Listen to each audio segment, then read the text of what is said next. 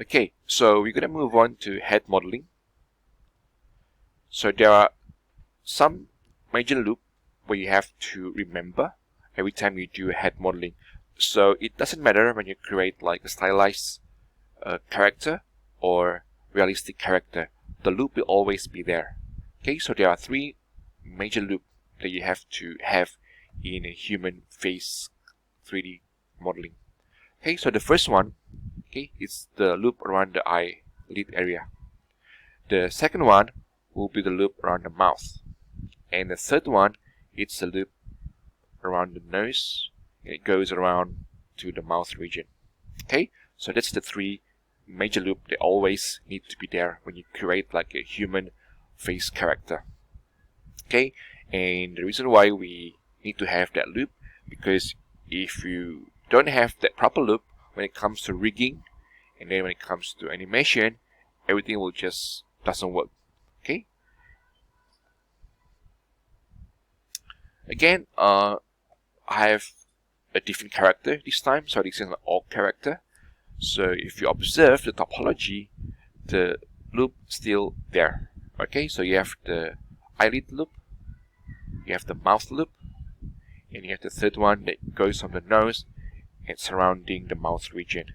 Okay, and again, if you observe the loop, right, kind of like try to resemble the major muscle in human faces. So there's a lot of muscle around the eye region and like the mouth region, right, especially, and also the surrounding.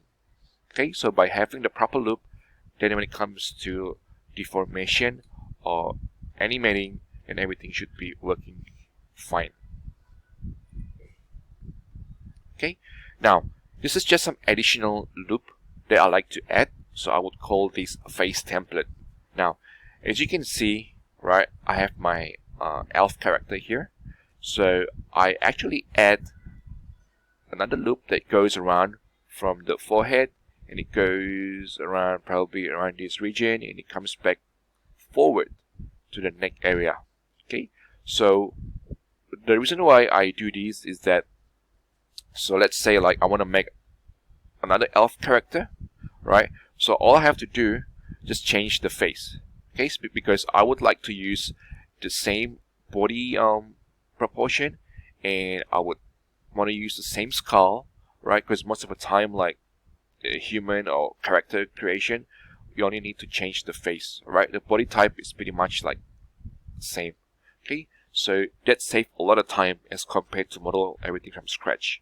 Okay, so in 3D we try to reuse whatever we have, right?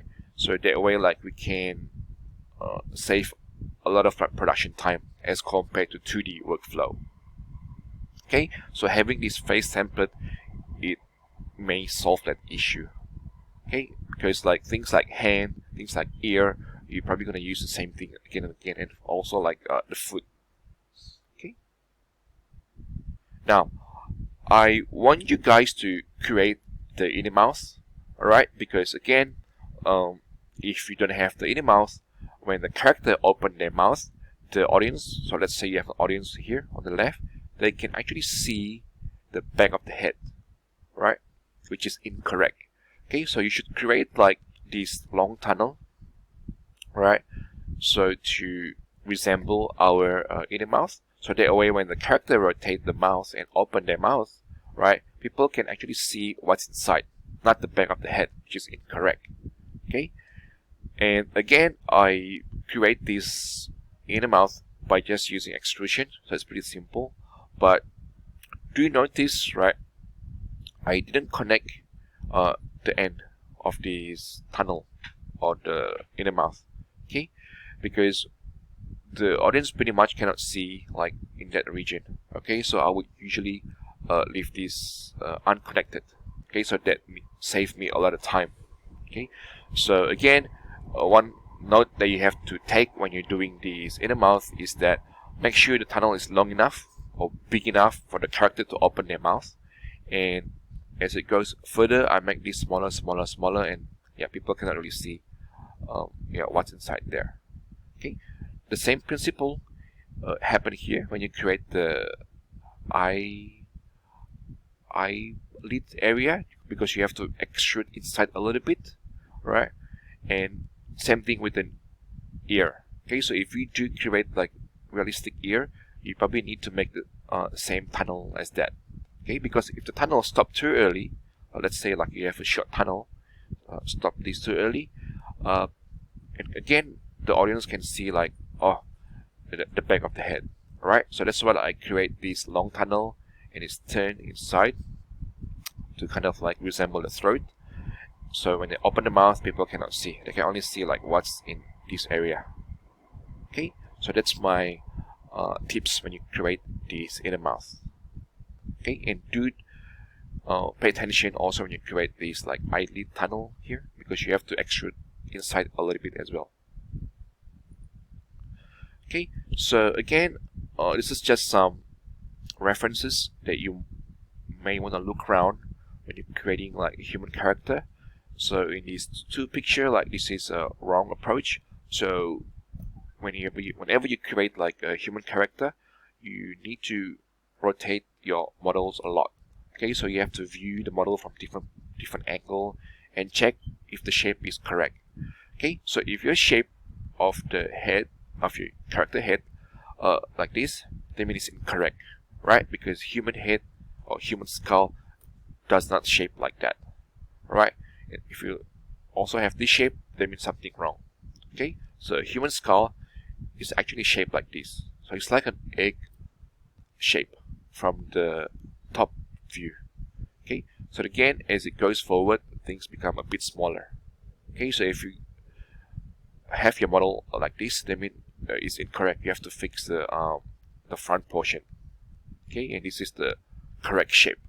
Okay, so that's why you have to keep rotating, keep checking your model often. Okay, so this is just one additional loop that I like to add. So if a character have a very strong jawline, I like to make like one extra loop, right? Because that resemble his or maybe her jaw, skull or muscle. So if you compare the skull, and I have this like strong line over there, and if I put the edge loop there, they indicate like it's a correct loop here. Okay, so when they move, then you know like this whole jaw area will move together. All right, so this loop will resemble the jaw movement. Okay, and this is just a comparison, so you need to make sure the jawline is kind of looking to the forward rather than goes around the chin, because it's incorrect. If you look at the skull structure, so this bone area is actually goes forward, not goes underneath, right? So something that you probably need to pay attention. Now, when you're creating the skull or the sculpt rather, right? I usually like to create a new object. Okay, I mean if you observe the human sculpt, it's pretty much the same like sphere. Okay, so what I do is that when I finish my face modeling, right, I would stop, I would create a sphere, I would cut in half, right, then I would connect with the face, right, so that way I don't have to struggle creating this from scratch. Okay, so this is a different technique that you can use when you're creating the back of the head. Okay, I'm going back to Maya now.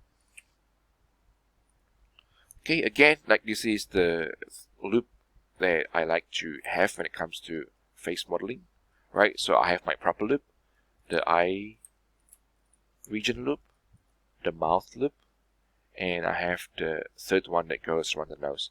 Now, the size of this loop can be quite different. It really depends on your character, concept art, and the visual that you're trying to go after. And again, here I have my fourth loop, which is the face template loop. So if I need to move this whole face and create new character, I can easily select all this face. So maybe I need to select everything. Right.